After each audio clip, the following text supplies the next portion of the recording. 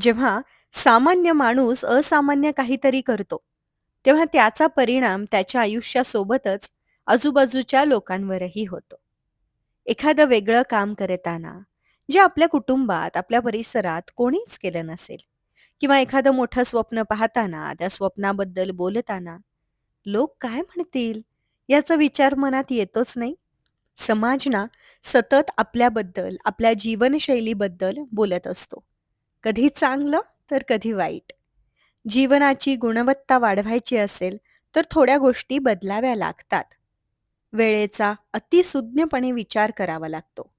चालत आलेल्या अनेक गोष्टी पुढे घेऊन जाणं आपल्याला जमत नाही. अशा गोष्टी ज्यामुळे मनावर ताण वाढतोय, त्या मागे टाकणं आपल्याला सोयीचं वाटू लागतं.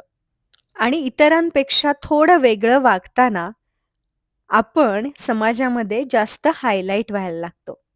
वयानुसार आपली मतं बदलत जातात. त्यामुळे लोकांचा आपल्याकडे पाहण्याचा दृष्टिकोन पूर्णपणे बदलतो. लोक चर्चा करू लागतात. आपण त्यांना वेळ देऊ शकत नाही किंवा आपण नाही म्हणू लागलोय. नको त्या विषयांवरती चर्चा करणं टाळू लागलोय. हे कुठेतरी काही जणांना खटकायला लागतं.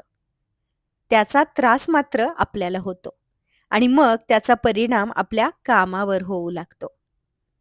बऱ्याचदा लोक आपल्या प्रत्येक वाक्यावर प्रत्युत्तर देतात.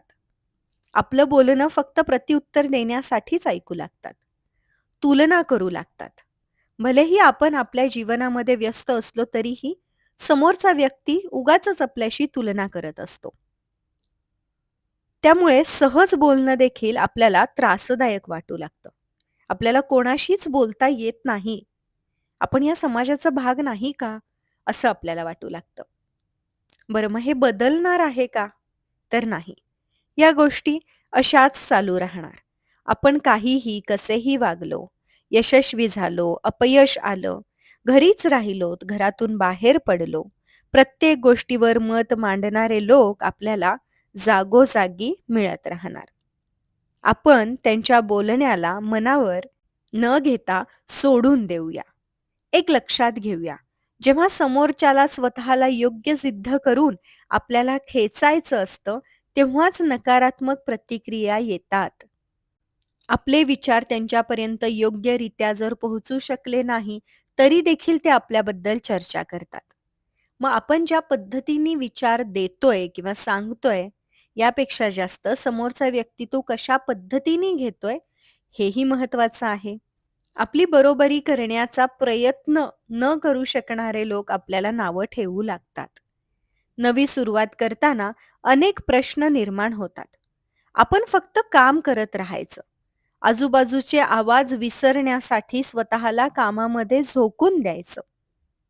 उरलेल्या वेळामध्ये छंद जोपासणं, अनोळखी लोकांना भेटणं, वाचन करणं, व्यायाम, प्राणायाम, ध्यान, अनेक क्षणांबद्दलचं लिखाण, या सगळ्या गोष्टी करताना लोक काय म्हणतायत याकडे आपलं लक्ष जाणार नाही.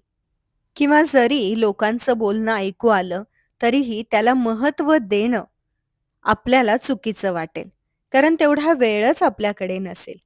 आपलं वेळापत्रक अत्यंत पॅक असल्यानं कोणाचं काय चालू आहे, ह्यापेक्षा आपण पुढे काय करूया यावर लक्ष देणं आपल्याला जास्त महत्त्वाचं वाटेल. तरीही लोकांचं बोलणं मनाला लागत असेल तर एक लक्षात घेऊया, की जो व्यक्ती काहीच करत नाही, ज्याच्याकडे खूप वेळ आहे, तो प्रतिक्रिया देत राहील. आपण मात्र अनेक प्रयत्न करत राहू. कधी ना कधी यश येईलच की. मग ते आनंदी राहण्यासाठीचे प्रयत्न असतील, यशस्वी होण्यासाठीचे प्रयत्न असतील किंवा वैचारिक प्रगती करण्यासाठीचे प्रयत्न.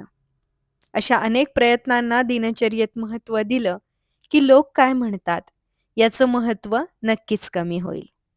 कधी-कधी या लोकांच्या बोलण्यामुळे आत्मविश्वास कमी होण्याची शक्यता आहे. मात्र स्वतःवर प्रेम करत, स्वतःशी उत्तम इमोशनल बॉन्ड निर्माण करण्यासाठी योग्य वेळी योग्य सेल्फ टॉक केला, की नक्कीच आत्मविश्वास कायम टिकून राहील. प्रत्येक ठिकाणी सुधारणेला वाव असतो. कालपेक्षा आजचा दिवस उत्तम जगण्याला अर्थ असतो. म्हणून सतत स्वतःची सुधारित आवृत्ती बनत राहण्याकडे लक्ष दिलं तर नक्कीच आयुष्य आनंदी होईल. लोक काय म्हणतील या विचाराने अनेकांची अनेक स्वप्न अपूर्णच राहिलीत. तुमचं स्वप्न अपूर्ण राहू देऊ नका. तुमच्या स्वप्नांची जबाबदारी तुम्ही स्वतः घ्या. तुम्हाला नेमकं तुमच्या आयुष्याकडून काय हवंय याचा सतत विचार करा. हे तुमचं आयुष्य आहे, लोकांचं नव्हे. तुमच्या आयुष्यात तुमचे प्रयत्न महत्त्वाचे आहेत. इतरांचे निरर्थक विचार नाही.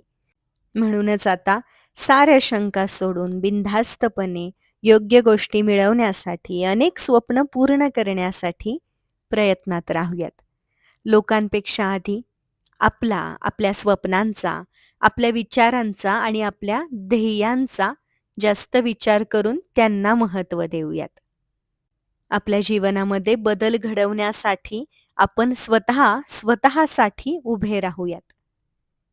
काय पटतंय ना? पटत असेल तर प्लीज चॅनलला सबस्क्राईब करा. पुन्हा भेटेन तोपर्यंत काळजी घ्या.